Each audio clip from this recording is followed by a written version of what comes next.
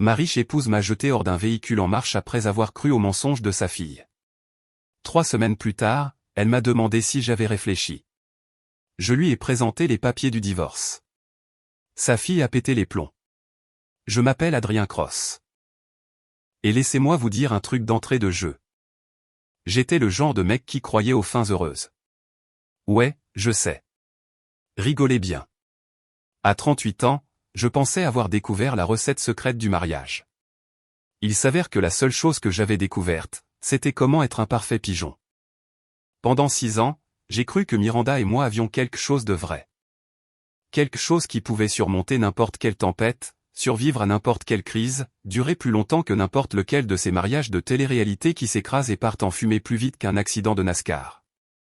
Nous n'étions pas ces gens-là. Je me disais que nous étions différents. Nous étions solides. Nous étions. Eh bien, nous étions complètement foutus. Mais ça, je ne le savais pas encore. Imaginez la scène. C'est un mardi soir d'octobre, et je suis assis à l'arrière du ridicule SUV de luxe de Miranda. Un escalade noir rutilant qui coûte plus que le salaire annuel de la plupart des gens. Les sièges en cuir sentent l'argent et le parfum cher de Miranda. Ce truc de Chanel qu'elle commande de Paris parce qu'apparemment, la version américaine n'est pas assez bonne pour ses sensibilités délicates. Le véhicule tout entier crie « Regardez-moi. Je suis importante ». Ce qui aurait dû être mon premier signal d'alarme. Mais bon, l'amour rend aveugle, sourd, et apparemment plus bête que ses pieds. Nous revenions d'un dîner dans un restaurant prétentieux du centre-ville où les portions sont si petites qu'il faut une loupe pour les trouver dans son assiette. Et le serveur parle de la vision du chef, comme s'il était le prochain Picasso, et non un type qui facture $40 pour 3 crevettes et une garniture. Mais Miranda adore cette scène. Elle adore être vue dans ces endroits. Elle adore la façon dont les autres clients la reconnaissent et chuchotent sur son succès. Et moi, je suivais le mouvement parce que c'est ce qu'on fait quand on aime quelqu'un, n'est-ce pas? On soutient leurs rêves, même quand ces rêves impliquent de payer des additions de restaurants qui pourraient financer le budget de la défense d'un petit pays. C'est à ce moment-là que sa fille a décidé de lâcher sa petite bombe. Leia, la douce et innocente Leia de 20 ans, qui avait à peu près autant de douceur en elle qu'un serpent à sonnette avec la gueule de bois. Cette gamine me cherchait depuis le premier jour, me traitant comme une sorte de cambrioleur qui s'était introduit dans leur petit paradis parfait mère-fille et refusait de partir. Peu importait que Miranda et moi nous soyons rencontrés 2 ans après son divorce. Peu importait que je me sois plié en 4 pour essayer de construire une relation avec cette princesse pourri gâtée. Peu importait que j'ai payé la moitié de ses frais de scolarité sans même recevoir une carte de remerciement. Dans le monde de Leia, j'étais le méchant, et elle attendait juste le moment parfait pour me rayer de l'histoire. Donc, nous voilà, traversant la ville dans notre symbole de statut social mobile, quand mademoiselle Rayon de Soleil se penche en avant depuis son siège. Je sens encore son parfum, une saleté à la mode qui coûtait probablement plus cher le gramme que l'or, mélangée à l'odeur persistante du cocktail hors de prix qu'elle avait siroté au dîner.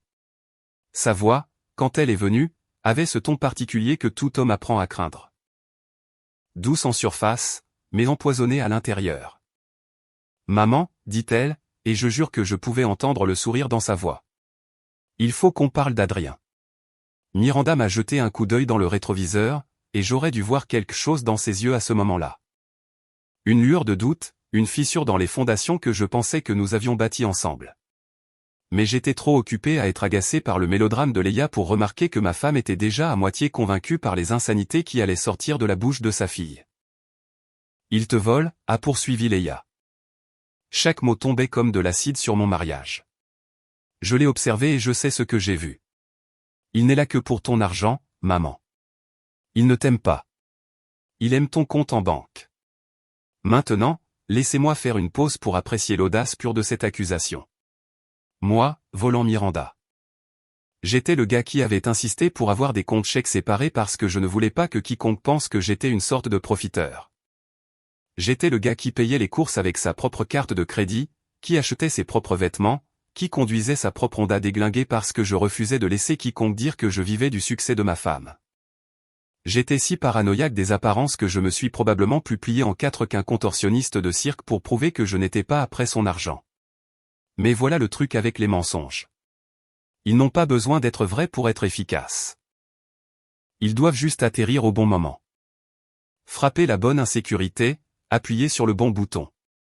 Et Leia, la petite diablesse manipulatrice qu'elle était, avait trouvé le point sensible de Miranda et avait appuyé dessus comme si elle appelait un ascenseur.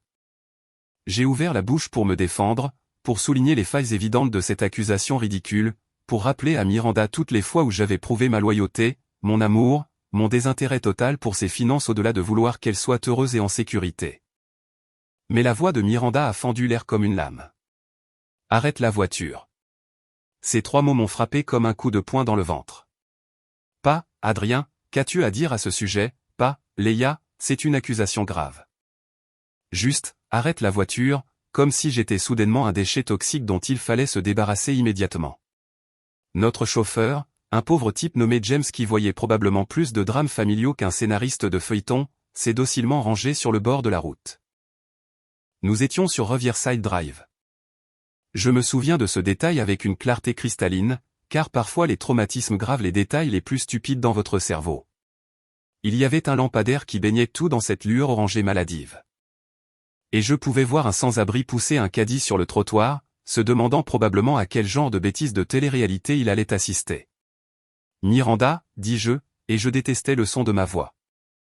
Désespérée, confuse, comme un homme qui vient de réaliser qu'il jouait à un jeu où personne ne s'était donné la peine de lui dire que les règles avaient changé. Tu ne peux pas sérieusement croire. Sors. 2 mots de plus. C'est tout ce qu'il a fallu pour mettre fin à 6 ans de mariage. 6 ans de ce que je pensais être de l'amour. 6 ans à construire une vie ensemble. 2 mots de la femme qui me disait que j'étais son ancre, son havre de paix, sa meilleure moitié. 2 mots qui m'ont transformé de mari en étranger en l'espace d'un battement de cœur. J'ai essayé une dernière fois, car apparemment, je suis masochiste. Miranda, s'il te plaît, écoute-moi juste une seconde. C'est laquelle a craqué. Peut-être que c'était le stress de l'accusation. Peut-être que c'était un doute profond qui couvait depuis des mois. Ou peut-être qu'elle était juste fatiguée de prétendre que notre mariage était quelque chose qu'il n'était pas. Quelle que soit la raison, ma femme calme, posée, toujours en contrôle a complètement perdu la tête. La portière s'est ouverte, et avant que je puisse comprendre ce qui se passait, la main parfaitement manucurée de Miranda a heurté ma poitrine avec une poussée qui aurait rendu fier un linebacker. Bon, je ne suis pas un petit gabarit, un M88, environ 86 kilos, raisonnablement athlétique pour un homme approchant la quarantaine. Mais la physique est la physique, et quand vous ne vous attendez pas à être éjecté d'un véhicule en mouvement par votre femme, même un véhicule lent ne vous laisse pas beaucoup de chances de réussir l'atterrissage. J'ai dégringolé de cette escalade comme un sac de pommes de terre, mon corps heurtant l'asphalte avec toute la grâce d'un impact de météore. Le monde a tourné. Le gravier s'est incrusté dans mes paumes. Et j'ai goûté le sang là où je m'étais mordu la langue. À travers le bourdonnement dans mes oreilles, j'ai entendu la portière claquer. J'ai entendu le moteur vrombir. J'ai entendu le son de mon mariage s'éloigner à environ 60 km/h. Je suis resté là, sur le bord de Riverside Drive, à regarder ces feux arrière disparaître dans la nuit. Et je jure que je pouvais voir la silhouette de Leia à la vitre arrière, souriant probablement comme si elle venait de gagner au loto, ce qui, d'une certaine manière, était le cas. Elle avait eu exactement ce qu'elle voulait. Moi, hors du tableau, sa mère pour elle toute seule, et la satisfaction de savoir qu'elle avait détruit la vie d'un homme avec rien de plus que quelques mensonges bien placés. Le sans-abri avec le caddie s'est arrêté et m'a demandé si j'allais bien. Un étranger a montré plus d'inquiétude pour mon bien-être à ce moment-là que ma femme de 6 ans. C'est drôle comme l'univers fonctionne parfois, n'est-ce pas? Vous savez ce qui est drôle quand on se fait jeter d'une voiture en marche par sa femme. La première chose qui vous vient à l'esprit n'est pas « Oh mon Dieu, j'aurais pu mourir ». Ou même « Je n'arrive pas à croire qu'elle vient de faire ça ». Non. La première chose que j'ai pensé, allongé là sur l'asphalte froid avec du gravier incrusté dans mes paumes comme une sorte d'acupuncture tordue, c'était « J'espère vraiment que personne n'a filmé ça ». Parce que c'est là que nous en sommes en tant que société. Même dans nos moments les plus humiliants, nous nous inquiétons de devenir viraux pour toutes les mauvaises raisons. Le sans-abri, appelons-le Charlie parce qu'il avait une tête de Charlie, m'a aidé à m'asseoir et m'a demandé si j'avais besoin qu'il appelle quelqu'un. J'ai failli rire. Appeler qui? Ma femme, qui venait de m'utiliser comme vide-ordure humain? Ma belle-fille, qui était probablement déjà en train de poster à ce sujet sur Instagram avec une légende du genre « Les ordures se sortent toutes seules ». Béni? Ma mère, qui vivait à 3 états de là et n'avait jamais aimé Miranda de toute façon? Ouais, cette conversation se passerait bien. Salut maman, tu te souviens quand tu disais que Miranda semblait froide? Eh bien, il s'avère que tu avais raison et en plus, elle vient d'essayer de me transformer en chair à pâté sur la route. Charlie est resté pendant que je faisais l'inventaire de mes blessures. Mains éraflées, côtes meurtries, ce qui ressemblait à des brûlures par frottement sur mon coude gauche, et un ego qui venait de se faire écraser par un semi-remorque métaphorique. Rien qui ne me tuerait, mais assez pour que s'asseoir sur le béton ressemble à un traitement de spa 5 étoiles comparé à se lever. Tu veux que j'appelle les flics, a demandé Charlie, sortant un téléphone qui semblait avoir survécu à l'apocalypse. Ça ressemble à une agression, pour moi. Agression? Le mot flottait dans l'air comme la fumée d'un incendie. Parce que c'est ce que c'était, n'est-ce pas? Ma femme de 6 ans m'avait physiquement poussé hors d'un véhicule en mouvement. Si un type lambda m'avait fait ça, j'aurais porté plainte plus vite qu'on ne peut dire, procès. Mais c'était Miranda, la femme qui me faisait du café le matin et m'embrassait le front quand j'avais mal à la tête. La femme qui pleurait devant les publicités Hallmark et insistait pour que nous adoptions un chien de refuge parce que, tout le monde mérite une seconde chance. Apparemment, tout le monde sauf son mari. Nan, dis-je à Charlie, bien que chaque cellule rationnelle de mon cerveau me hurlait de documenter ce gâchis. Pas encore. Comme si je gardais ma vengeance pour une occasion spéciale. 2 autres personnes se sont arrêtées avant l'arrivée de l'ambulance, une femme d'âge mûr nommée Janet qui travaillait comme infirmière et a insisté pour vérifier mes pupilles à la recherche de signes de commotion. Et un étudiant qui n'arrêtait pas de me demander s'il voulait qu'il poste à ce sujet sur TikTok pour sensibiliser à la violence domestique. J'appréciais le sentiment, mais la dernière chose dont j'avais besoin était de devenir une fable édifiante sur un fond sonore à la mode. L'ambulance est arrivée environ 20 minutes plus tard, ce qui, à l'échelle d'une ville, équivaut à la vitesse de la lumière. Le secouriste qui en est sorti était un homme latino à l'air sévère, probablement dans la cinquantaine, avec le genre de moustache qui impose le respect. Son badge indiquait « Diego », et il avait l'air de quelqu'un qui avait vu toutes les manières possibles dont les humains pouvaient foirer leur vie. « Qu'est-ce qui s'est passé ici ?» a demandé Diego, s'agenouillant pour examiner mes mains éraflées avec l'efficacité de quelqu'un qui avait pansé la moitié de la ville. « Ma femme m'a jeté de sa voiture, dis-je, car à quoi bon édulcorer les choses ? Littéralement ? Diego a haussé un sourcil qui aurait pu lancer un millier de mèmes. Elle vous a jeté d'une voiture en marche. Eh bien, elle ne roulait pas très vite, dis-je, comme si ça rendait les choses meilleures. Peut-être 15, 20 km par heure. Plutôt une éjection agressive qu'une tentative de meurtre. Oh. Diego a commencé à nettoyer le gravier de mes paumes avec le toucher doux de quelqu'un qui avait perfectionné l'art de causer le moins de douleur supplémentaire possible. Et pourquoi a-t-elle fait ça? Sa fille lui a dit que je la volais. C'était le cas? Non. Vous l'avez dit à votre femme? J'ai essayé. Elle n'était pas d'humeur à écouter. Diego a hoché la tête comme si c'était un mardi comme les autres pour lui. Vous voulez porter plainte? Voilà encore cette question. Celle qui transformerait une très mauvaise dispute de couple en une véritable situation juridique. Celle qui rendrait tout ça réel d'une manière qu'une nuit de sommeil ne pourrait pas arranger. J'ai secoué la tête. Pas encore. D'accord, a dit Diego, appliquant une sorte d'antiseptique qui piquait un enfer. Mais vous devriez vous faire examiner à l'hôpital. Vous pourriez avoir des blessures internes, et un traumatisme crânien ne présente pas toujours de symptômes immédiatement. Je vais bien, ai-je insisté, ce qui était probablement le plus gros mensonge que j'ai dit de la journée. Et considérant que ma femme venait de m'accuser d'être un voleur, ce n'était pas peu dire. Non, vous n'allez pas bien, a dit Diego, pragmatique. Personne ne va bien après s'être fait jeter d'une voiture par quelqu'un en qui il avait confiance. Mais vous n'avez pas d'hémorragie interne, donc c'est un début. Il a fini de panser mes mains et m'a tendu une carte. C'est le numéro de mon superviseur. Si vous changez d'avis sur le fait de porter plainte, appelez ce numéro.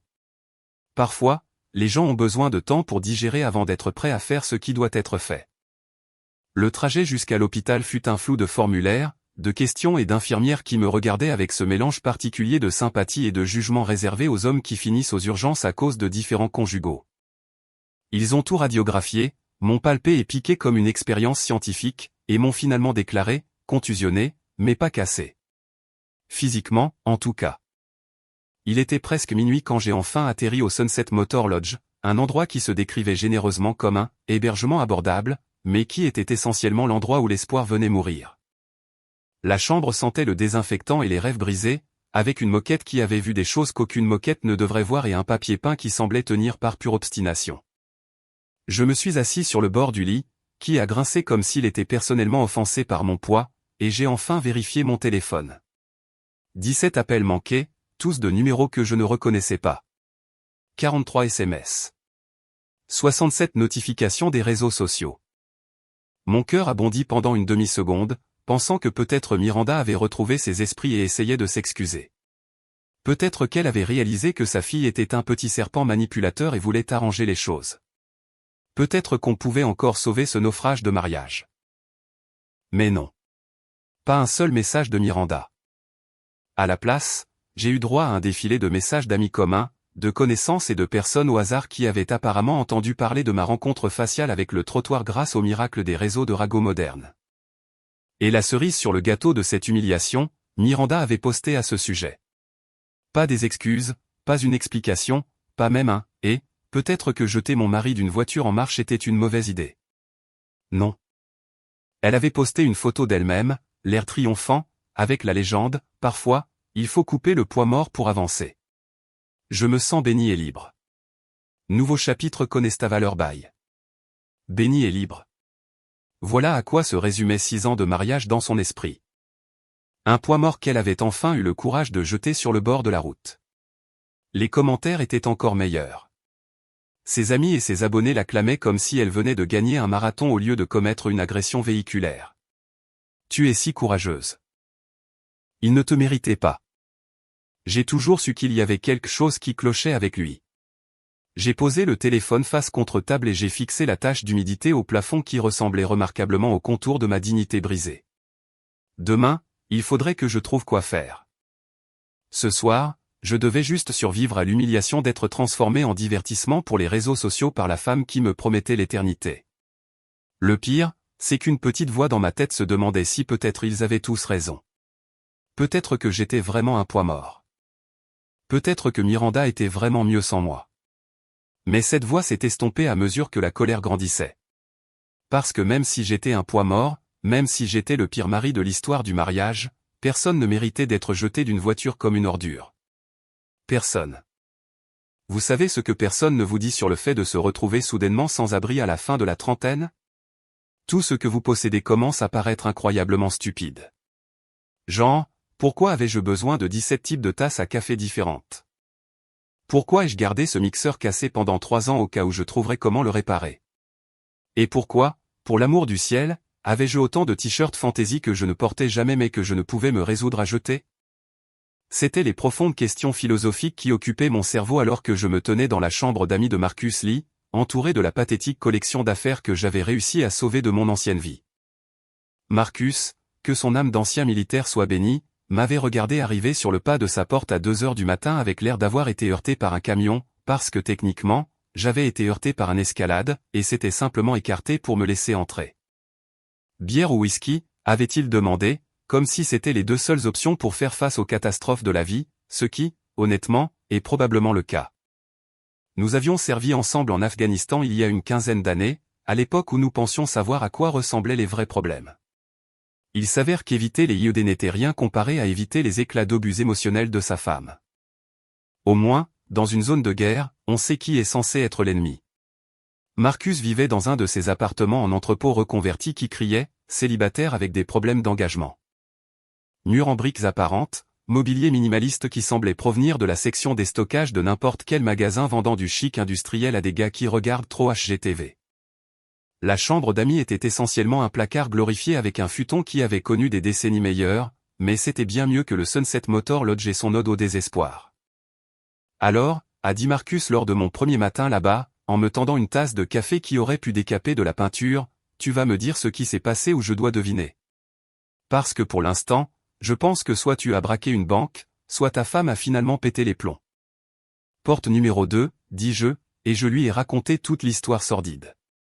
Marcus avait rencontré Miranda exactement 2 fois, une fois à notre mariage et une fois à un barbecue où elle avait passé tout son temps à se plaindre de la fumée qui se déposait sur sa robe de créateur. Il n'avait jamais été un grand fan. Mais il avait été trop poli pour dire quoi que ce soit. Enfin, trop poli et trop intelligent, parce que critiquer la femme d'un homme est un bon moyen de perdre un ami, même quand on a raison. Putain, Adrien, a-t-il dit quand j'ai eu fini. Elle t'a jeté d'une voiture en marche et a posté à ce sujet en ligne. Le post est peut-être pire que le jet, ai-je admis. Au moins, quand elle m'a jeté, c'était dans le feu de l'action. Le post était une humiliation préméditée. Marcus a secoué la tête comme s'il essayait de se vider les oreilles. Et tu ne portes pas plainte parce que je suis un idiot. Eh bien, ouais, mais quel genre d'idiot, spécifiquement? C'était la question à $1 million, n'est-ce pas? Quel genre d'idiot étais-je? Celui qui aimait encore la femme qu'il avait littéralement jetée. Celui qui pensait que peut-être, d'une manière ou d'une autre, tout ça pouvait être réparé. Celui qui était trop fier pour admettre que son mariage avait été un désastre complet depuis le premier jour. Tout ça à la fois, probablement. Les jours ont commencé à se confondre après ça. Je me réveillais sur le futon de Marcus, avec l'impression d'avoir été écrasé par le même escalade encore et encore. Je buvais son café de force industrielle, puis je passais la journée à prétendre chercher un emploi tout en actualisant les réseaux sociaux comme une sorte de masochiste numérique. La tournée de la victoire en ligne de Miranda battait son plein. Chaque jour apportait de nouveaux posts sur son « voyage de découverte de soi » et « l'apprentissage de sa propre valeur ». Des photos d'elle à un cours de yoga, à un brunch avec des amis, dans un spa pour des soins qui coûtaient probablement plus cher que le loyer de la plupart des gens. Le tout accompagné de légendes qui la faisaient passer pour quelqu'un qui venait de s'échapper de prison au lieu d'avoir jeté son mari d'une voiture. Le pire, c'était de voir nos amis communs choisir leur camp. Et devinez quoi? La team Miranda gagnait haut la main.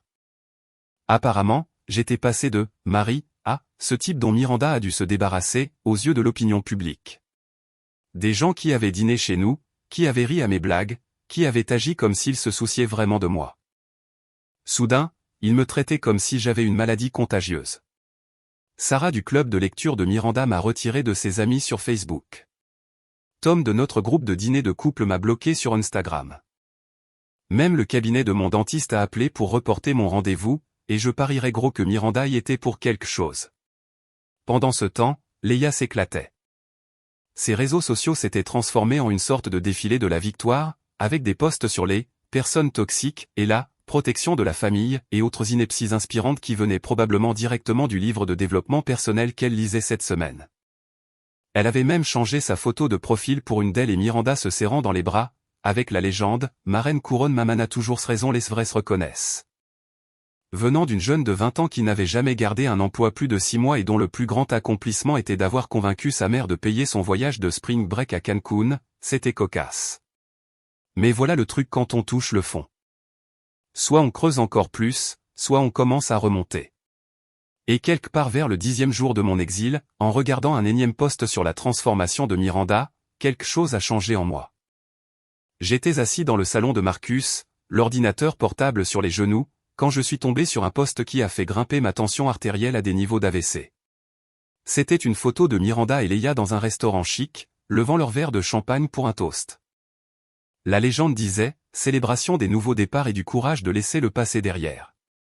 Parfois, les ordures se sortent toutes seules. Étincelle Benny Murphy nouveau chapitre. Les ordures se sortent toutes seules. C'est ce que j'étais pour elle. 6 ans de mariage, 6 ans à soutenir les rêves de Miranda, 6 ans à essayer de construire une relation avec sa fille venimeuse, et j'étais une ordure qui s'était sortie toute seule. Ça va, toi, a demandé Marcus, levant les yeux du documentaire militaire qu'il regardait. T'as l'air sur le point de faire un anévrisme. Super bien, dis-je en fermant l'ordinateur avec plus de force que nécessaire. Je vis le rêve. Marcus a mis la télé en sourdine et s'est tourné vers moi. Bon, parlons sérieusement. Combien de temps vas-tu te faire ça? Faire quoi? Ça. Il m'a montré du doigt comme si j'étais une expérience scientifique particulièrement décevante. Te morfondre, actualiser ses réseaux sociaux toutes les 5 minutes, agir comme un chien battu en espérant qu'elle te laisse rentrer. Ce n'est pas ce que je fais. Si, c'est ce que tu fais. Et c'est pathétique. Marcus n'avait jamais été du genre à mâcher ses mots. Tu veux savoir ce que je pense? Pas vraiment, mais tu vas me le dire quand même. Tu parles que je vais te le dire. Je pense que tu es assis là à t'apitoyer sur ton sort parce que c'est plus facile que d'admettre que tu es en colère. Et tu devrais être en colère. Adrien. Cette femme ne s'est pas contentée de rompre avec toi. Elle t'a humilié. Elle t'a transformé en divertissement pour ses abonnés sur les réseaux sociaux. Elle t'a jeté d'une voiture comme si tu étais un emballage de McDonald's. Il avait raison. Bien sûr que j'étais en colère. Furieux, même. Mais la fureur semblait dangereuse. Comme si, en me laissant vraiment la ressentir, je pourrais faire quelque chose de stupide. Quelque chose qui prouverait à Miranda et Leia qu'elles avaient raison de me considérer comme le méchant de leur histoire. Alors, qu'est-ce que je suis censé faire, ai-je demandé. Rayer sa voiture? Poster du revenge porn? Devenir un de ces types qui se pointent au travail de leur ex avec une chaîne hi-fi? Et si tu arrêtais d'agir comme une victime et que tu commençais à agir comme un homme qui s'est fait avoir, a dit Marcus. Et si tu te défendais? Se défendre? Deux mots qui allaient tout changer, même si je ne le savais pas encore.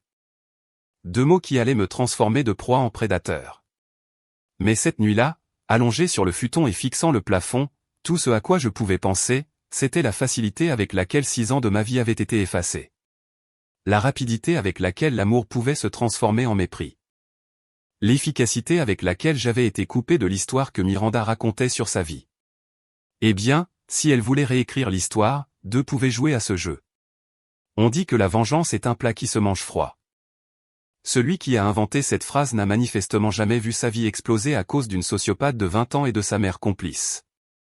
Parce que laissez-moi vous dire, quand vous êtes assis dans la chambre d'amis de votre pote, entouré de boîtes d'archives pleines de paperasse, la vengeance ne semble pas froide du tout. Elle ressemble à la combustion lente d'un très bon bourbon qui descend. Chaude, régulière, et garantie de vous mettre dans le pétrin si vous ne faites pas attention. Les mots de Marcus résonnaient dans ma tête depuis 3 jours. Arrête d'agir comme une victime et commence à agir comme un homme qui s'est fait avoir. Un conseil simple, vraiment. Le genre de chose qui semble évidente quand quelqu'un d'autre le dit, mais qui semble révolutionnaire quand ça fait enfin tilt dans votre propre cerveau.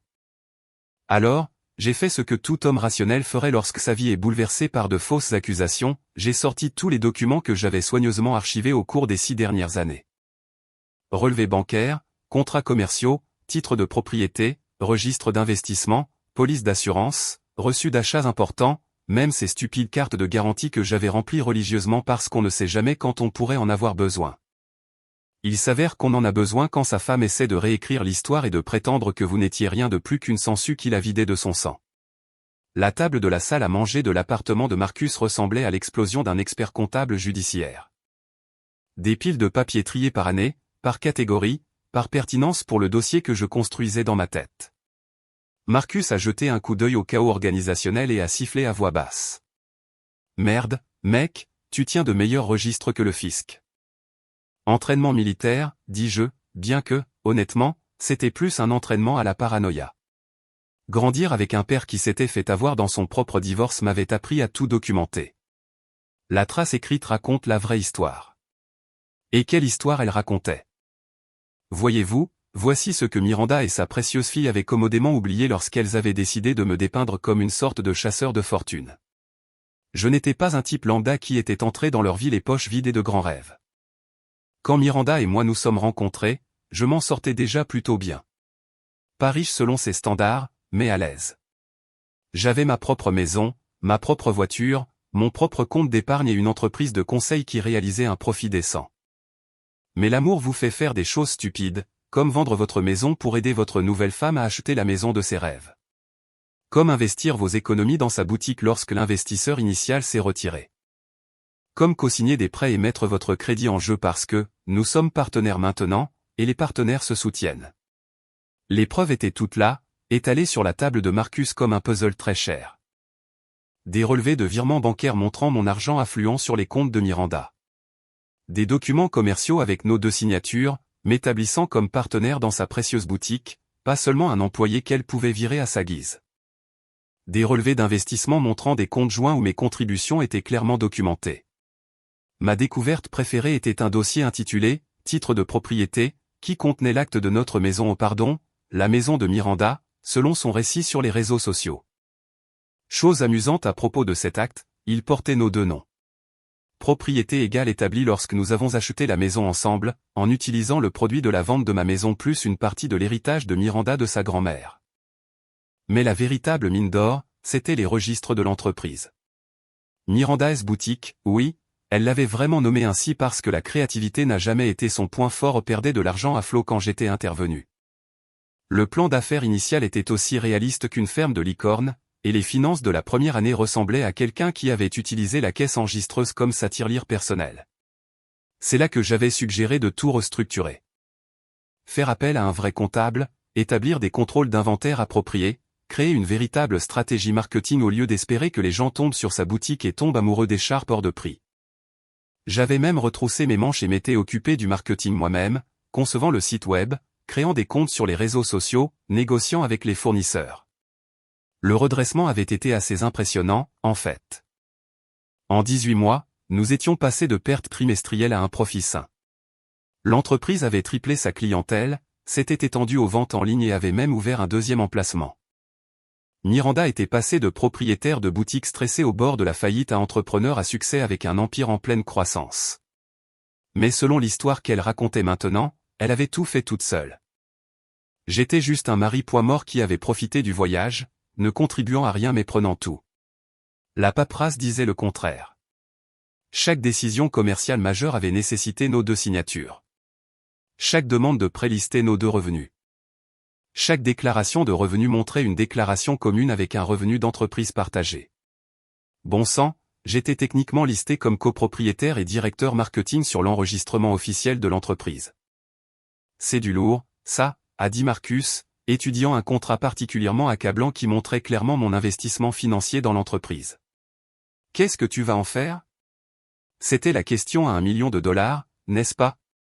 Parce qu'avoir des preuves est une chose. Savoir quoi en faire en est une autre. Je pouvais débarquer dans la boutique de Miranda et agiter ses papiers comme un homme d'affaires lésé exigeant justice. Je pouvais publier ma propre démolition sur les réseaux sociaux, avec des preuves photographiques de chaque contribution financière que j'avais faite à notre vie commune. Je pouvais même me pointer à un de ses cours de yoga et faire une scène qui donnerait à ses abonnés quelque chose de vraiment intéressant à raconter. Mais toutes ces options semblaient petites, réactives, comme si je jouais son jeu au lieu de commencer le mien. C'est là que je me suis souvenu d'Eleanor Voss. Eleanor et moi avions travaillé ensemble il y a environ 5 ans, lorsque son ancien cabinet d'avocat avait eu besoin de conseils en marketing. Elle était le genre d'avocate qui rendait les autres avocats nerveux, brillante, impitoyable et complètement insensible aux histoires larmoyantes qui faisaient plier la plupart des gens. Elle avait quitté son ancien cabinet pour créer le sien, se spécialisant dans les cas de divorce à enjeux élevés et les litiges commerciaux. Sa réputation était légendaire. Si vous vouliez que quelqu'un soit détruit légalement et financièrement, Eleanor était votre femme. Plus important encore, elle n'avait jamais aimé Miranda. Lors des quelques fois où elles s'étaient rencontrées lors de fonctions professionnelles, Eleanor avait clairement fait savoir qu'elle pensait que ma femme était ce qu'elle appelait, professionnellement charmante, ce qui, en langage d'avocat, signifie fausse comme un jeton. J'ai trouvé le numéro d'Eleanor dans mes contacts et l'ai fixé pendant environ 10 minutes, mon pouce planant au-dessus du bouton d'appel. Parce qu'appeler Eleanor signifiait que c'était réel. Cela signifiait que j'en avais fini d'espérer que Miranda revienne à la raison et s'excuse. Cela signifiait que j'étais prêt à réduire en cendres tout ce que nous avions construit ensemble, si c'était ce qu'il fallait pour obtenir justice. Le téléphone a sonné 3 fois avant que la voix d'Eleanor ne perce avec son efficacité habituelle.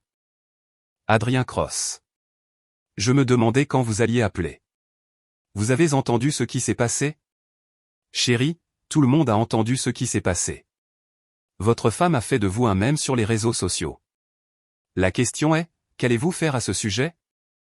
J'ai regardé autour de l'appartement de Marcus, le futon qui avait été mon lit pendant 3 semaines, les boîtes d'affaires qui représentaient les décombres de mon ancienne vie, les preuves étalées sur la table qui prouvaient que tout ce que Leia avait dit était un mensonge.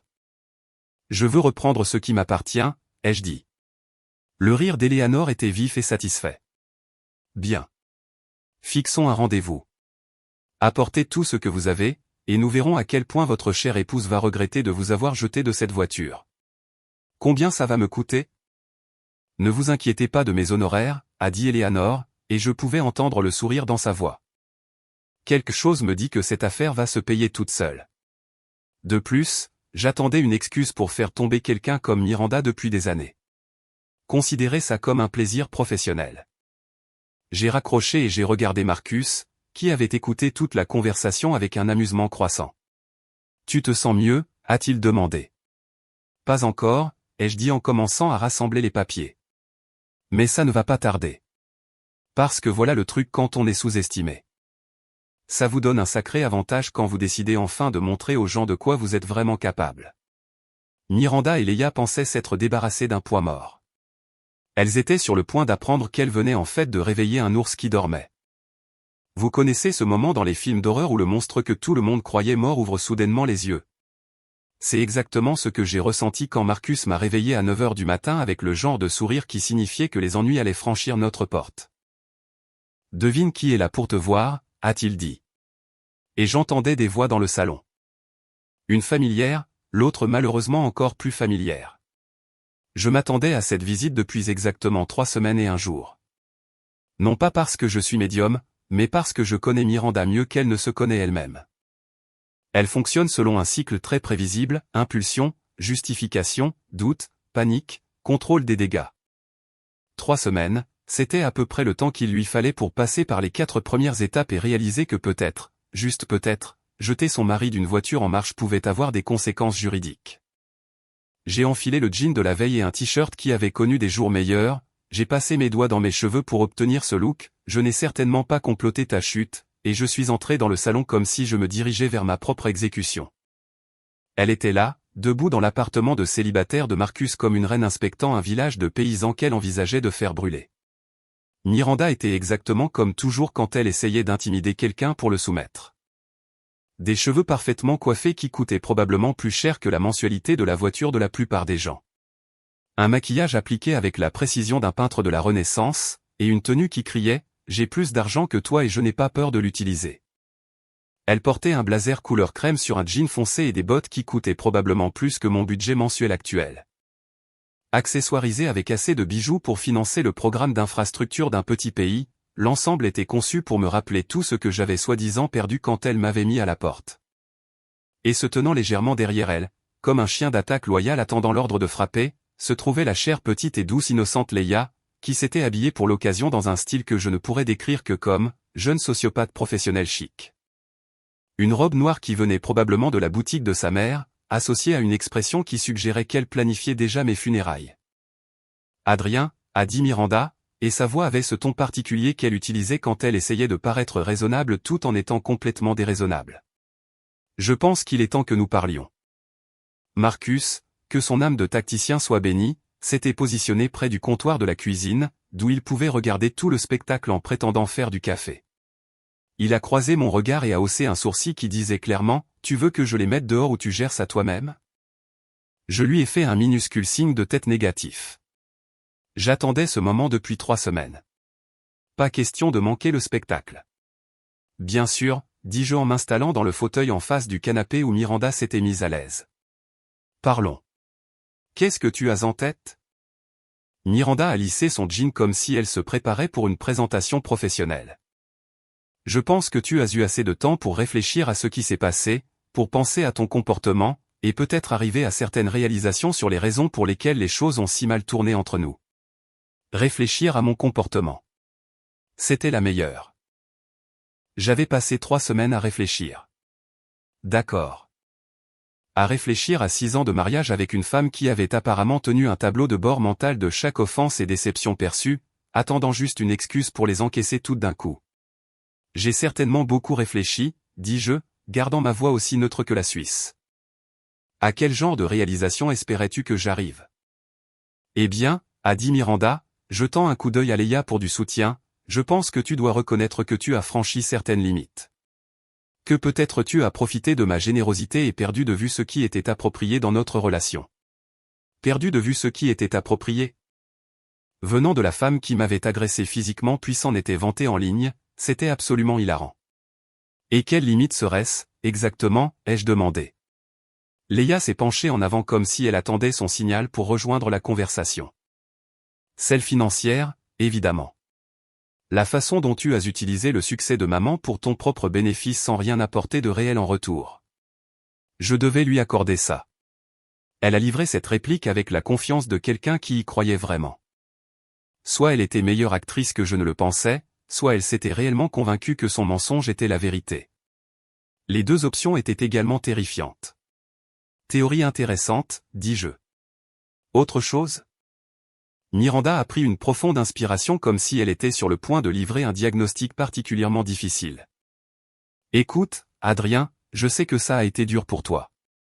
Te demander de partir était abrupt, mais je pense que si tu es honnête avec toi-même, tu admettras que les choses ne fonctionnaient plus entre nous depuis un moment. Les choses ne fonctionnaient plus. C'était une façon de décrire la découverte que la fille de votre femme l'avait systématiquement empoisonnée contre vous pendant que vous étiez occupé à essayer de construire une famille. Alors, que proposes-tu exactement, ai-je demandé. Je pense, a dit Miranda, sa voix prenant ce ton doux et raisonnable qui m'avait autrefois fait tomber amoureux d'elle et qui me donnait maintenant la chair de poule, que si tu es prêt à t'excuser pour ton comportement et à reconnaître les erreurs que tu as commises. Nous pourrions peut-être trouver un arrangement. Peut-être que tu pourrais rentrer à la maison et que nous pourrions essayer de reconstruire notre relation sur des bases plus honnêtes. Rentrer à la maison. Comme si elle m'offrait un cadeau généreux au lieu de proposer que je rampe jusqu'au lieu de mon humiliation et que je prétende que rien ne s'était passé. Et à quoi ressembleraient ces bases honnêtes, ai-je demandé. Leia a sauté sur l'occasion avant que Miranda ne puisse répondre. Ça voudrait dire respecter les limites, ne pas profiter de la gentillesse de maman. Peut-être prendre ton propre appartement à terme, au lieu de supposer que tu as le droit de vivre dans notre maison. Notre maison ? Pas la maison que Miranda et moi avions achetée ensemble avec mon argent. Notre maison, comme si je n'avais été qu'un invité à long terme qui avait abusé de son séjour. J'ai regardé Miranda pour voir si elle allait corriger la petite prise de pouvoir de sa fille. Mais elle est restée assise là, hochant la tête comme si Leia avait dit quelque chose de profond au lieu de quelque chose de complètement insensé. C'est là que j'ai réalisé que ce n'était pas vraiment une mission d'excuse. C'était une négociation depuis une position de force supposée. Elles n'étaient pas là parce que je leur manquais ou parce qu'elles avaient réalisé qu'elles avaient fait une erreur. Elles étaient là parce que quelque part dans l'esprit de Miranda, une petite voix lui murmurait qu'elle était peut-être allée trop loin. Peut-être que jeter son mari d'une voiture et le diffuser au monde entier n'avait pas été son coup le plus intelligent. Mais au lieu de l'admettre, au lieu de reconnaître qu'elle avait merdé, elle essayait de recadrer toute la situation comme si c'était à moi de regagner ses bonnes grâces. C'était en fait assez beau, d'une manière complètement psychotique. Eh bien, dis-je en me levant et en marchant vers le comptoir de la cuisine où j'avais laissé mon café. C'est certainement une offre intéressante. Alors, tu vas y réfléchir, a demandé Miranda, et pendant une seconde, j'ai aperçu une lueur d'incertitude dans ses yeux, comme si elle n'était peut-être pas aussi confiante dans sa position qu'elle le prétendait. J'ai pris une longue gorgée de café, savourant le moment, car c'était ça. Le moment que je planifiais depuis 3 semaines. Le moment où j'arrêtais d'être la victime et où je devenais le gars qui se défend. J'ai fouillé dans l'enveloppe Kraft que j'avais laissée sur le comptoir et j'en ai sorti une pile de papier bien ordonnée, reliée par une de ces petites pinces noires que les avocats adorent. En fait, dis-je en revenant et en tendant l'enveloppe à Miranda, j'ai une contre-offre pour toi. Elle a pris l'enveloppe avec le genre de mouvement prudent que les gens utilisent quand ils ne sont pas sûrs de recevoir un cadeau ou une bombe. Qu'est-ce que c'est ? A-t-elle demandé. Les papiers du divorce, dis-je, et les mots semblaient être la liberté glissant de ma langue. J'ai réfléchi. Miranda. J'ai réfléchi à 6 ans de mariage avec quelqu'un qui était prêt à croire le pire de moi sans même me demander ma version des faits. J'ai réfléchi au fait d'être marié à quelqu'un qui pensait que la violence physique était une réponse appropriée à un désaccord familial. Et tu sais à quelle conclusion je suis arrivé ? Le visage de Miranda était devenu très pâle, et elle fixait les papiers comme s'ils pouvaient s'enflammer spontanément. J'en ai fini, dis-je. J'en ai fini d'être ton bouc émissaire pratique. J'en ai fini de prétendre que la toxicité de ta fille est quelque chose que je dois tolérer. Et j'en ai définitivement fini d'être marié à quelqu'un qui pense que désolé signifie exiger que je m'excuse auprès d'elle. Le silence dans la pièce était si épais qu'on aurait pu le couper au couteau et le servir pour le dîner. Vous connaissez ce moment dans un film où le méchant réalise enfin que le héros ne va pas se laisser faire et mourir ? Cette fraction de seconde où sa confiance suffisante se fissure et où l'on peut voir la panique s'installer sur les bords. C'est exactement ce qui se passait sur le visage de Miranda alors qu'elle fixait ses papiers de divorce comme s'ils étaient écrits en hiéroglyphes anciens. Mais avant même qu'elle puisse assimiler ce qu'elle tenait, sa chère fille a décidé de rappeler à tout le monde pourquoi elle était le véritable cerveau derrière tout ce désastre. « Mais c'est quoi ce bordel ?» a hurlé Leia. Et je dis bien hurler. Le son qui est sorti de sa bouche se situait quelque part entre une alarme incendie et un chat à l'agonie, à une fréquence précisément conçue pour briser à la fois le verre et les tympans. Elle se cachait dans le couloir, bien sûr, écoutant probablement chaque mot et devenant de plus en plus furieuse à chaque seconde que sa réunion soigneusement orchestrée ne se déroule pas comme prévu. Maintenant, elle déboula dans le salon comme une petite tornade de vêtements de marqués de rage déplacés. « Tu ne peux pas faire ça », a-t-elle continué, sa voix grimpant à des niveaux qui faisaient probablement hurler les chiens à trois pâtés de maison. « Tu n'es rien sans elle. Tu n'es absolument rien. » Je devais admirer son attachement à son récit. Vraiment. Même face à des documents juridiques qui allaient bouleverser son monde, Leia continuait de pousser le même scénario usé. Le pauvre Adrien sans défense, qui vivait de la générosité de maman et avait maintenant l'audace de mordre la main qui le nourrissait. Marcus, qui avait observé tout ce drame se dérouler avec la fascination de quelqu'un observant un documentaire animalier particulièrement violent, a commencé à sourire. Il n'avait jamais vu Leia perdre son sang-froid auparavant. Personne d'entre nous, d'ailleurs. La fille était généralement glaciale, calculatrice, tout en faux sourire et en larmes stratégiques. Mais apparemment, les papiers du divorce étaient sa kryptonite. « Leia, calme-toi », a dit Miranda, bien qu'elle ait l'air aussi calme que quelqu'un désamorçant une bombe tout en étant dans des montagnes russes. Ses mains parfaitement manucurées tremblaient en parcourant les papiers, et je pouvais voir son cerveau tourner à plein régime, essayant de comprendre ce qui venait d'arriver à son plan directeur. Non. Leia s'est retournée pour faire face à sa mère. Et pour la première fois depuis que je la connaissais, le masque est complètement tombé. Fini le rôle de la victime douce et innocente. Fini la fille inquiète essayant juste de protéger sa mère. Ce qui se tenait dans mon salon enfin, le salon de Marcus était de l'arrogance pure et non diluée portant une robe de créateur.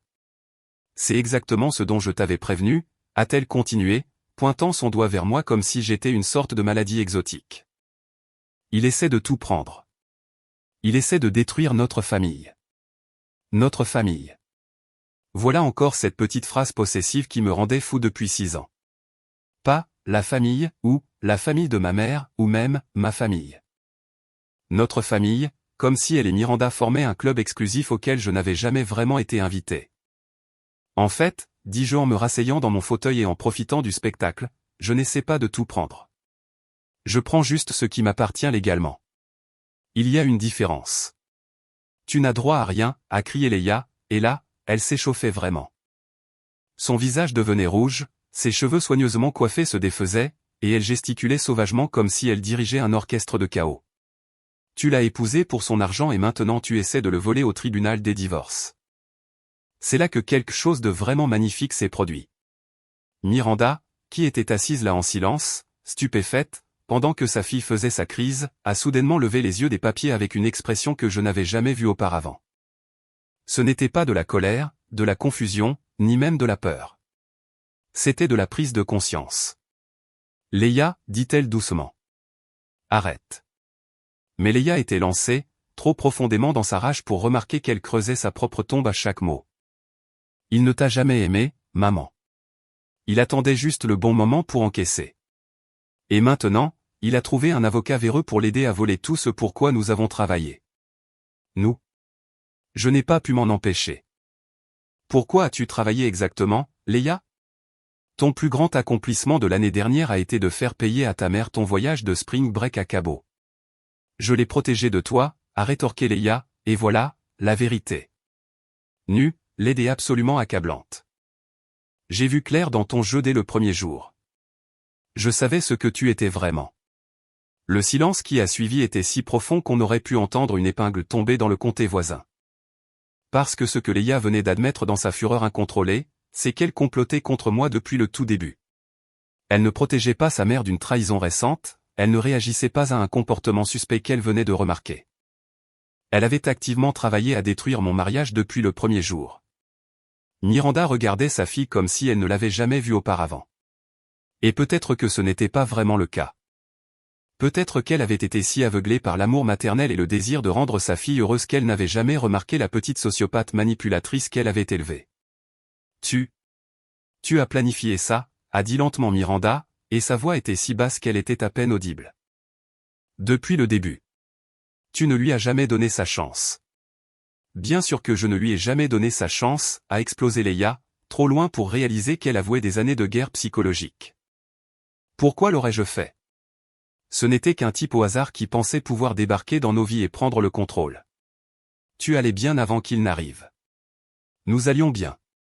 Et voilà. Le vrai motif, mis à nu dans toute sa gloire tordue.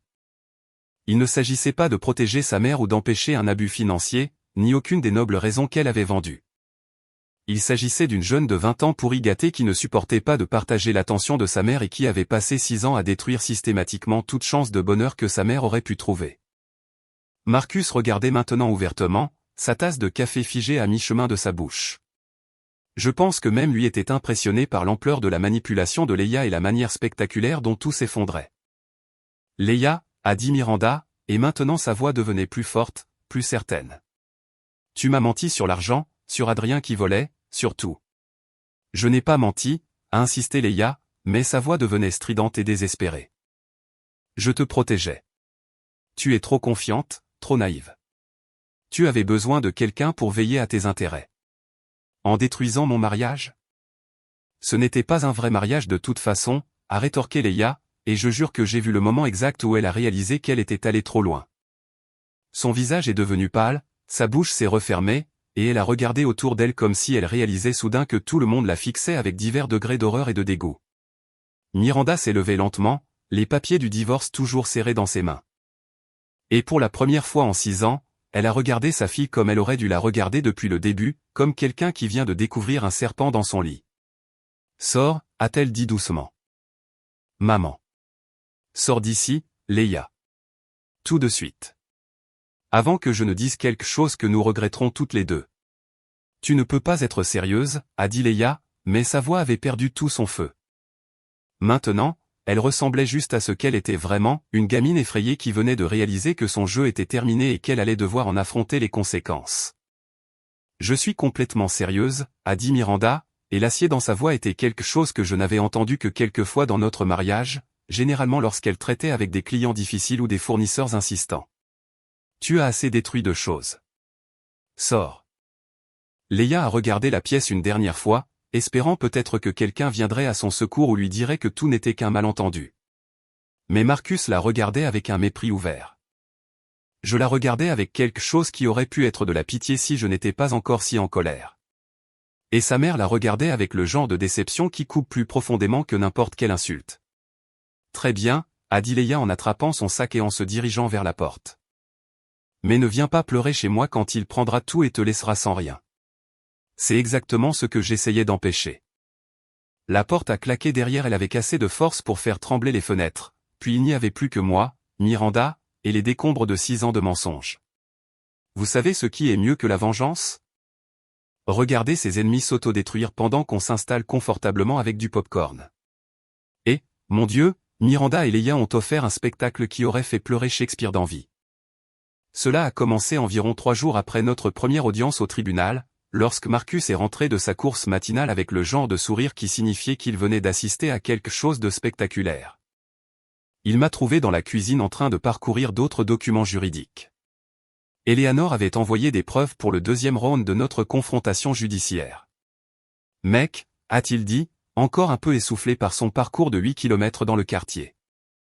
Tu ne vas pas croire ce que je viens d'entendre venant de la maison de ta femme. Ex-femme, ai-je corrigé automatiquement, bien que les papiers ne soient pas encore finalisés. Peu importe. Le fait est qu'elles se déchirent comme des chats dans un mixeur. Je pouvais les entendre crier à 2 pâtés de maison. C'était une nouvelle intéressante, mais pas entièrement surprenante. Voyez-vous, voilà le truc avec les dynamiques familiales toxiques. Elles ne fonctionnent que lorsque tout le monde est uni contre un ennemi commun. Retirez cet ennemi, et soudain, tout ce poison n'a nulle part où aller, sauf vers l'intérieur. Miranda et Leia avaient passé 6 ans à se lier autour de leur mission commune de me maintenir à ma place. Maintenant que j'étais parti et que je me défendais, il ne leur restait plus rien pour se lier, sauf le blâme mutuel. Elles se disputaient à propos de quoi, ai-je demandé, essayant de paraître désinvolte tout en faisant intérieurement une danse de la victoire. D'après ce que j'ai pu comprendre, Leia criait que tout était de la faute de Miranda, qu'elle était faible et stupide, et Miranda hurlait en retour que Leia avait ruiné sa vie. Marcus a pris une bouteille d'eau du réfrigérateur et a secoué la tête. C'était comme écouter un épisode très cher du Jerry Springer. Au cours des jours suivants, les rapports ont continué d'affluer, car c'est comme ça dans un beau quartier, tout le monde connaît les affaires des autres, et les ragots voyagent plus vite qu'un feu de forêt en Californie. Janet, notre factrice, a mentionné qu'elle avait dû attendre 5 minutes que les cris se calment avant de pouvoir s'approcher en toute sécurité de la porte d'entrée de Miranda. Le livreur de FedEx a dit à Marcus qu'il avait fait demi-tour et laissé un colis au dépôt parce que les cris venant de l'intérieur de la maison lui avaient fait penser que quelqu'un se faisait assassiner.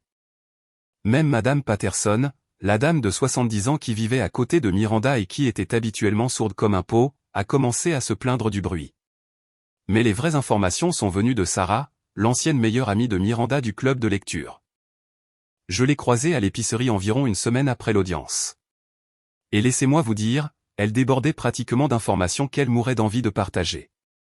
Adrien, a-t-elle dit, me coinçant dans l'allée des surgelés comme si elle attendait ce moment toute sa vie. J'ai entendu parler du divorce. Comment tu tiens le coup? Sarah avait été dans le camp de Miranda depuis le premier jour de notre séparation.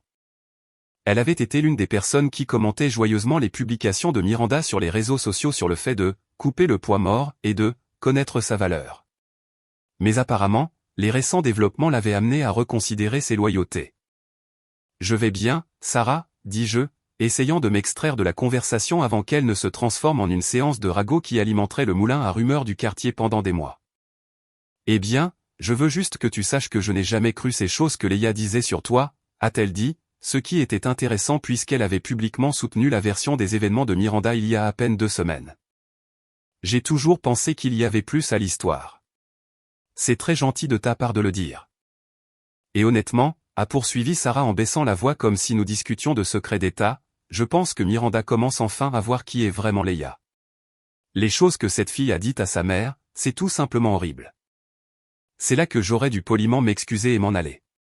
C'est là que j'aurais dû prendre la voie de la sagesse et refuser de m'engager dans des ragots sur ma femme dont j'étais séparé et sa fille toxique. C'est là que j'aurais dû être une meilleure personne. Au lieu de ça, je me suis retrouvé à demander, quel genre de choses? Les yeux de Sarah se sont illuminés comme au matin de Noël. Eh bien, d'après Lisa, qu'il a entendu de sa fille qui travaille à la boutique, Leia s'est pointée là-bas la semaine dernière en hurlant sur Miranda devant les clients. Elle l'a traitée de vieille femme pathétique qui était trop stupide pour voir que tu la manipulais depuis le début. Waouh! Même selon les standards de Leia, c'était d'une méchanceté impressionnante. Mais voilà la partie vraiment folle, a continué Sarah, prenant clairement son pied. Leia a dit à Miranda qu'elle devrait être reconnaissante pour tout ce qu'elle avait fait pour la protéger de toi. Elle a dit que Miranda était faible et naïve et qu'elle aurait tout perdu si Leia n'était pas intervenue pour la sauver. Je devais accorder à Leia le mérite de la cohérence, sinon de la santé mentale. Même face à des preuves accablantes qu'elle avait détruit le mariage de sa mère sans raison valable, elle continuait de s'en tenir à son complexe de sauveuse. Et qu'est-ce que Miranda a répondu à ça? D'après ce que Lisa a entendu, Miranda a finalement craqué. Elle s'est mise à crier que Leia lui avait menti, qu'elle avait ruiné la meilleure relation qu'elle ait jamais eue, qu'elle l'avait transformée en le genre de personne qui jette son mari d'une voiture. Sarah a secoué la tête avec étonnement. Apparemment, elle a mis Leia à la porte du magasin et lui a dit de ne plus revenir. Ça devenait de mieux en mieux. Non seulement elle se disputait, mais Miranda commençait enfin à comprendre l'ampleur de ce que sa fille avait fait. C'était comme regarder quelqu'un se réveiller d'un coma de 6 ans et réaliser que toute sa vie avait été un mensonge. Mais Sarah n'avait pas fini son briefing. Et puis, a-t-elle dit en se penchant plus près, hier, Leia s'est pointée chez Miranda avec un type avec qui elle sort. Tu sais, ce loser avec la moto qui se prend pour un membre d'un boys band. Bref, elle a exigé que Miranda lui donne de l'argent pour une caution d'appartement. Puisque Miranda avait ruiné sa situation de logement en te choisissant toi plutôt que sa propre fille. Laisse-moi deviner, dis-je. Miranda a dit non. Miranda a dit hors de question. Et puis Leia s'est mise à crier que Miranda lui devait ça pour toutes les années qu'elle avait passées à la protéger, qu'elle avait sacrifié son propre bonheur pour t'empêcher de profiter de la gentillesse de Miranda. Sarah savourait clairement chaque détail. Alors, Miranda lui a dit que la seule personne qui avait profité de quelqu'un, c'était Leia elle-même. Et puis qu'est-ce qui s'est passé? D'après ce que Madame Patterson m'a dit, Leia a jeté quelque chose, peut-être un vase, et il s'est brisé contre le mur. Puis elle est partie en trombe en hurlant que Miranda regretterait d'avoir choisi un voleur menteur plutôt que sa propre chair et son propre sang. J'ai essayé de traiter cette information avec une solennité appropriée, mais à l'intérieur, je faisais des saltos arrière. Parce que c'était exactement ce que j'avais espéré, mais en mieux. J'avais pensé que me retirer de l'équation créerait une certaine tension entre Miranda et Leia, mais je n'avais pas osé espérer ce niveau d'implosion spectaculaire. Marcus avait raison quand il est rentré ce soir-là. Je vivais sans payer de loyer dans leur tête, et elles se déchiraient, essayant de déterminer qui était à blâmer pour m'avoir perdu. Le meilleur, a dit Marcus en s'installant dans son fauteuil préféré avec une bière, c'est que tu ne fais même rien. Tu es juste assis ici à parcourir des documents juridiques et à vivre ta vie pendant qu'elles sont là-bas à mettre le feu à leur propre maison. Il avait raison. Ce n'était pas un plan de vengeance élaboré que j'avais orchestré. C'était juste la conséquence naturelle de deux personnes toxiques forcées de confronter la réalité de ce qu'elles avaient fait, sans m'avoir pour blâmer de tout ce qui n'allait pas dans leur vie. Tu penses que ça va empirer, ai-je demandé. Marcus a ri. Frérot, ce n'est que le début. Attends la prochaine audience au tribunal. Quand ce juge statuera en ta faveur. Attends que Miranda réalise qu'elle est sur le point de perdre la moitié de tout ce qu'elle pensait être à elle. Attends que Leia comprenne que maman ne pourra plus financer son style de vie. Il avait raison. Bien sûr. Ce n'était que le premier acte. Le vrai feu d'artifice était encore à venir. Vous connaissez ce moment en boxe où un combattant assène le coup parfait? Pas le plus tape à accent grave-l'œil ou le plus bruyant, mais celui qui règle tout. C'est exactement ce que j'ai ressenti lors de la deuxième audience au tribunal. Sauf qu'au lieu de gants de boxe, nous utilisions des documents juridiques, et au lieu d'un décompte de 10 secondes, nous avions le marteau de la juge Chin. La salle d'audience était exactement la même que 3 semaines plus tôt, mais l'énergie était complètement différente. Miranda était assise à sa table, ayant l'air d'avoir vieilli de 5 ans depuis notre dernière comparution. Sa parfaite maîtrise de soi avait été remplacée par l'épuisement aux yeux cernés de quelqu'un qui avait mené une guerre sur plusieurs fronts et perdu chaque bataille. Son avocat, Pemberton, avait l'air encore pire. La confiance arrogante de Country Club avait été remplacée par l'énergie désespérée d'un homme qui savait qu'il allait voir son dossier se faire démanteler pièce par pièce. Il n'arrêtait pas de fouiller dans ses papiers comme s'il pouvait y trouver comme par magie une preuve qui les sauverait. Mais nous connaissions tous la vérité. Ils étaient foutus, et tout le monde dans cette salle d'audience pouvait le sentir. Eleanor, en revanche, avait l'air d'une femme qui avait déjà gagné et attendait juste que tout le monde la rattrape. Elle avait troqué sa mallette habituelle pour ce qui ressemblait à une petite bibliothèque de documents, tous méticuleusement organisés et codés par couleur. Chaque preuve dont nous avions besoin pour détruire les affirmations de Miranda était là, à portée de main. Mais la vraie différence, c'était la chaise vide à côté de Miranda. Leia était une fois de plus absente, ce qui me disait tout ce que j'avais besoin de savoir sur l'état de leur relation. La fille qui avait déclenché tout ce gâchis en mentant sur mon prétendu vol ne pouvait même pas daigner se montrer pour assister aux conséquences de ses actes. La cour, a annoncé l'huissier, et nous avons accompli le rituel familier de nous lever et de nous asseoir pendant que la juge Patricia Chin s'installait sur son trône de justice. Il s'agit de la suite de l'audience dans l'affaire Cross contre Cross, a-t-elle dit en feuilletant ce qui ressemblait à l'intégralité de notre dossier. Maître Pemberton, j'espère que vous avez eu le temps d'examiner les preuves présentées lors de notre dernière session. Pemberton s'est levé comme un homme marchant vers sa propre exécution. Oui, votre honneur. La défense maintient que le succès commercial de Madame Cross est principalement dû à ses propres efforts et à sa vision, et que les contributions de Monsieur Cross étaient, au mieux, minimes. La juge Chin l'a regardé par-dessus ses lunettes de lecture avec l'expression de quelqu'un à qui l'on venait de dire que la gravité était facultative. Maître Pemberton, suggérez-vous que les relevés bancaires, les contrats commerciaux et les témoignages sous serment sont tous, d'une manière ou d'une autre, inexacts?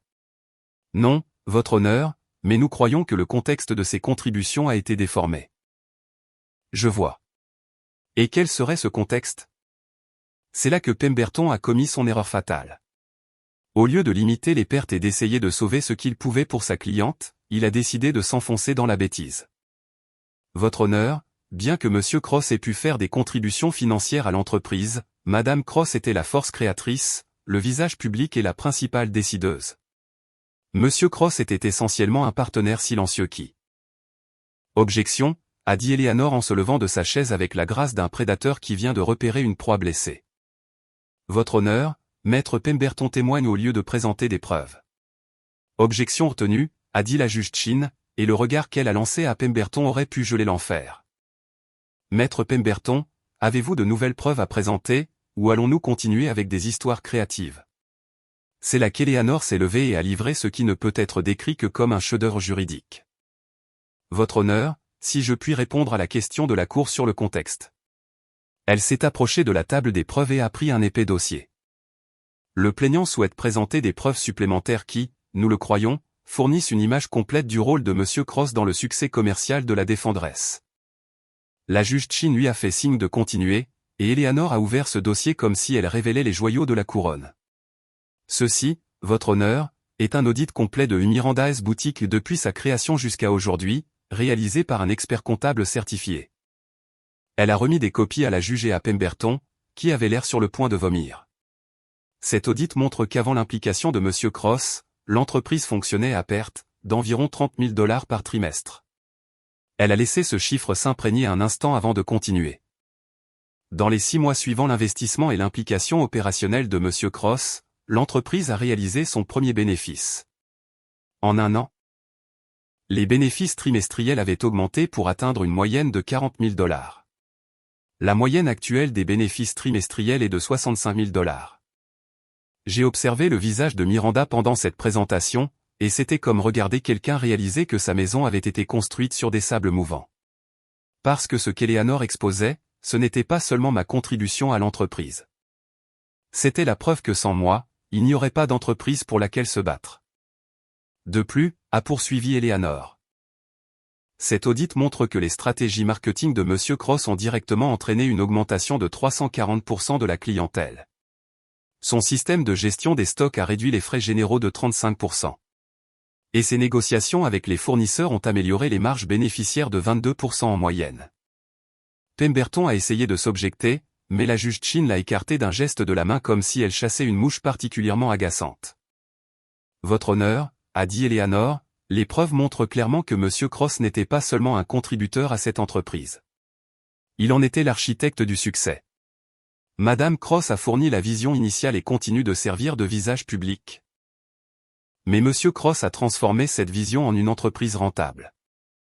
Puis est venu le moment que j'attendais, la ventilation financière.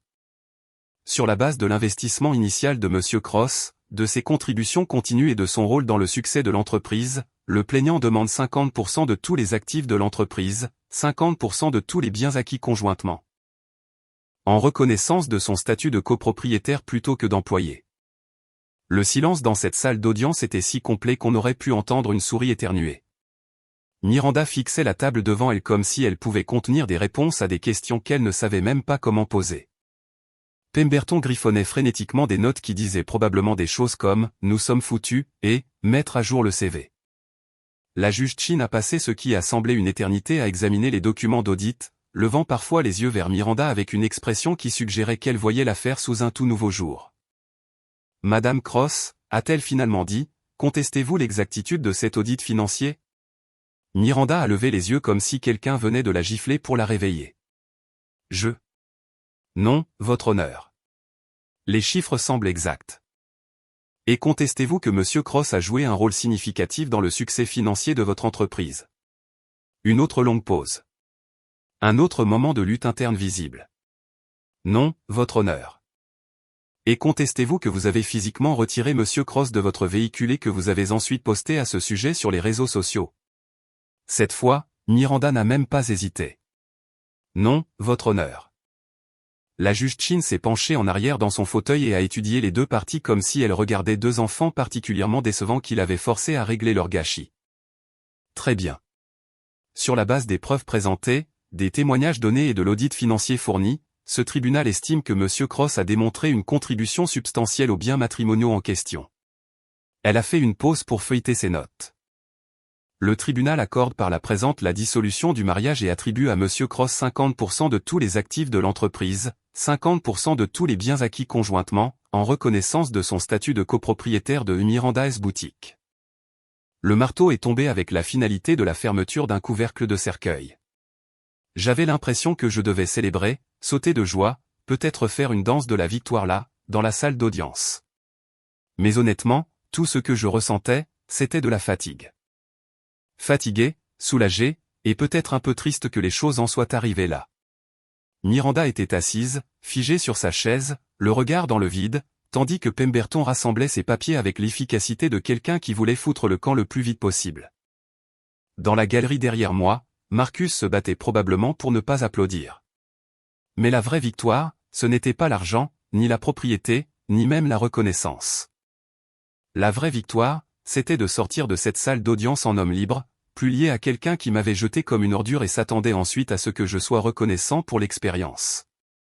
Alors que nous rangions nos documents, Eleanor s'est penchée et a murmuré, « Comment on se sent quand on est réhabilité ?» « Comme la justice, ai-je dit. On se sent comme la justice. » À l'extérieur du palais de justice, Miranda nous a rattrapés alors que nous marchions vers la voiture d'Eleanor. Elle semblait plus petite, diminuée, comme si on lui avait enlevé tout son air. « Adrien » a-t-elle appelé, et je me suis retourné pour faire face à la femme qui avait été mon épouse pendant 6 ans et mon adversaire pendant les 2 derniers mois. « Quoi, Miranda ? Je voulais juste que tu saches que je suis désolé. Pour la voiture, pour avoir cru Leia, pour tout. C'était trop peu, trop tard, mais j'appréciais le geste. Je sais, ai-je dit, mais des excuses ne réparent pas ça. Des excuses ne me rendent pas 6 ans de mariage avec quelqu'un qui était prêt à croire le pire de moi sans même demander ma version des faits. Elle a hoché la tête comme si elle comprenait, bien que je doute qu'elle le fasse vraiment. Pour ce que ça vaut, a-t-elle dit, je pense que je commence enfin à voir qui est vraiment Leia. Ce qu'elle nous a fait à tous les deux. Bien, ai-je dit. Peut-être que la prochaine fois, tu réfléchiras à 2 fois avant de laisser une jeune de 20 ans diriger ta vie. Et sur ce, je me suis éloigné de Miranda Cross pour la dernière fois. Vous savez ce qu'on ne vous dit pas sur la victoire ? Parfois, ça ressemble exactement à une défaite, sauf avec de meilleurs papiers et un compte en banque plus garni. 3 mois après que le marteau de la juge Chin ait officiellement mis fin à mon mariage et commencé ma nouvelle vie, j'étais debout sur le balcon de mon nouvel appartement, regardant une ville qui semblait soudain pleine de possibilités au lieu de problèmes. L'appartement était un virage à 180 degrés par rapport à la maison que j'avais partagée avec Miranda. Pas de comptoir en marbre ou de robinetterie de créateur. Pas de dressing assez grand pour loger une petite famille. Juste des lignes épurées, beaucoup de fenêtres, et le genre d'esthétique minimaliste qui crie, célibataire qui a remis de l'ordre dans sa vie. C'était exactement ce dont j'avais besoin, un nouveau départ qui n'était pas accompagné de 6 ans de bagages émotionnels intégrés dans les murs. Marcus m'avait aidé à emménager, naturellement. Ce type était devenu mon coach de vie non officiel, mon conseiller conjugal et ma dose de réalité, tout ça en une seule personne. Il avait jeté un coup d'œil à mon nouveau chez moi et avait hoché la tête avec approbation. Ça, avait-il dit en ouvrant une bière et en s'installant sur mon nouveau canapé en cuir, c'est à ça que ressemble la victoire. Il n'avait pas tort. Le règlement avait été encore meilleur que ce qu'Eleanor avait prédit. 50% des actifs de l'entreprise, 50% du produit de la vente de la maison lorsque Miranda a été forcée de la vendre, et une belle part du portefeuille d'investissement que nous avions construit ensemble. Il s'avère que lorsque vous contribuez réellement à un mariage au lieu de simplement prendre de la place, les tribunaux ont tendance à le remarquer. Mais la vraie satisfaction est venue des rapports que je continuais de recevoir sur l'implosion continue de Miranda et Leia. Parce qu'apparemment, lorsque vous retirez l'ennemi commun qui maintenait votre dynamique familiale toxique, les choses deviennent très laides très rapidement. Sarah du club de lecture était devenue ma source de renseignements non officiels, bien que je soupçonne qu'elle tirait autant de plaisir des ragots que moi. Elle était passée la semaine précédente avec des mises à jour meilleures que n'importe quelle émission de télé-réalité. Alors, écoute ça, avait-elle dit en s'installant dans ma cuisine avec un café et les derniers drames du quartier. Miranda a dû mettre la maison en vente le mois dernier. Ce n'était pas une nouvelle pour moi, j'avais suivi la vente dans le cadre de l'accord de règlement. Mais Sarah avait des détails qui allaient au-delà de la paperasse juridique. Apparemment, Leia s'est pointée la veille de la prise des photos immobilières et a piqué une crise monumentale. Elle s'est mise à crier que c'était sa maison d'enfance et que Miranda n'avait pas le droit de la vendre juste pour payer à Adrien son argent du sang. L'argent du sang. Je devais admirer l'engagement de Leia à faire de moi le méchant de son histoire, même face à des preuves accablantes qu'elle avait détruit la vie de sa mère sans raison valable. Et puis qu'est-ce qui s'est passé? Miranda s'est enfin découvert une colonne vertébrale et lui a dit que si elle voulait garder la maison, elle était la bienvenue pour trouver un demi-million de dollars pour racheter ta part. Sarah a ri comme si c'était la chose la plus drôle qu'elle ait entendue de toute l'année. Leia a dit que Miranda devrait prendre une autre hypothèque, et Miranda lui a dit que son crédit était déjà au maximum à cause des efforts pour maintenir l'entreprise à flot pendant la procédure de divorce. C'était une nouvelle intéressante. Je me demandais comment Miranda gérait la pression financière de la perte de la moitié de ses actifs tout en essayant de maintenir son style de vie. Apparemment, pas bien. Mais voilà la meilleure partie, a poursuivi Sarah. Leia a exigé que Miranda lui donne de l'argent pour une caution pour son propre appartement, puisqu'elle était forcée de quitter sa maison familiale. Quand Miranda a dit qu'elle n'en avait pas les moyens, Leia l'a accusée de te choisir toi plutôt que sa propre fille. Et Miranda lui a répondu qu'elle t'avait déjà choisi il y a 6 ans en t'épousant, et que la seule raison pour laquelle ce choix avait été une erreur, c'est parce que Leia avait passé 6 ans à le saboter systématiquement. Je devais accorder à Miranda le mérite d'avoir enfin fait le lien, même si c'était environ 3 mois trop tard pour sauver notre mariage. Les rapports sur l'entreprise étaient encore meilleurs. Selon les contacts d'Eleanor dans le milieu financier, la boutique de Miranda était en difficulté sans mon expertise opérationnelle. Les stocks s'accumulaient, les plaintes des clients augmentaient, et le budget marketing était gaspillé dans des campagnes tape à accent grave-l'œil qui avaient l'air bien mais ne généraient pas de ventes. Elle apprend à ses dépens que diriger une entreprise implique plus que d'être le joli visage de la publicité, m'avait dit Eleanor lors de notre dernière réunion. Votre ex-femme découvre que tous ces systèmes que vous aviez mis en place n'étaient pas que des suggestions. C'était la fondation qui maintenait tout en état de marche. L'ironie était délicieuse. Miranda avait passé des années à s'attribuer le mérite du succès de l'entreprise tout en minimisant mes contributions. Maintenant, elle découvrait exactement à quel point elle avait pris les choses pour acquises. Mais la nouvelle qui a vraiment fait ma journée est venue de Marcus, qui avait croisé Leia dans un café du centre-ville. Elle travaillait apparemment comme barista depuis 1 mois, ce qui était probablement le premier vrai travail qu'elle ait jamais eu dans sa vie. Elle avait l'air d'un zombie, avait rapporté Marcus avec une satisfaction évidente. Cheveux en chignon désordonnés, taches de café sur son uniforme, et le genre d'expression vide qu'on a après avoir traité avec des clients arrogants toute la journée. Elle t'a vu? Oh oui. Contact visuel et tout. J'ai commandé un grand café, extra chaud, et je lui ai souhaité une merveilleuse journée. Marcus a souri comme un homme qui venait de gagner au loto. On aurait dit qu'elle voulait cracher dans ma tasse, mais apparemment même elle n'est pas assez stupide pour chercher des ennuis avec les clients quand elle a besoin de ce travail. L'image mentale de la princesse Leia prenant les commandes d'inconnus et nettoyant du lait renversé était presque trop parfaite pour être crue.